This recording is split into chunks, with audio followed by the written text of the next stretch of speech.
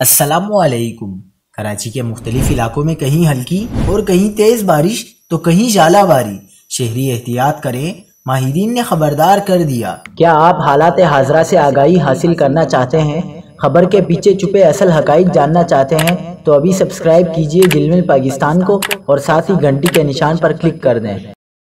آپ کو بتاتے چلیں کہ آج پیر کی شام کو ملیر، سپر ہائی وے، گڈاب، ایئرپورٹ، گلشن حدید، سادی ٹاؤن، بحریہ ٹاؤن، یونیورسٹی روڈ سمیت دیگر علاقوں میں بادل برس پڑے۔ شہر قائد میں بارش سے موسم خوشگوار ہو گیا۔ شہر کے مختلف علاقوں میں بارش کے بعد بجلی کی فراہمی معطل ہونے کی شکایات بھی سامنے آئی ہیں۔ محکمہ موسمیات نے شہر میں بارش کا سسٹم 2 مئی تک فعال رہنے کی پیشنگوئی کر رکھی ہے۔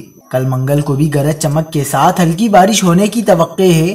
مغربی ہواؤں کی لہر جنوبی بلوچستان اور سندھ پر برقرار ہے، جبکہ سسٹم کا پھیلاؤ شمالی بحیرہ عرب تک پھیلا ہوا ہے۔ دوسری جانب بلوچستان میں موسلادھار بارشیں جاری ہیں۔ کوئٹہ سے کراچی اور پنجاب جانے والے راستے بند، ہزاروں گاڑیاں پھنس گئیں۔ ندی نالوں میں طغیانی، متعدد رابطہ سڑکیں بہہ گئی۔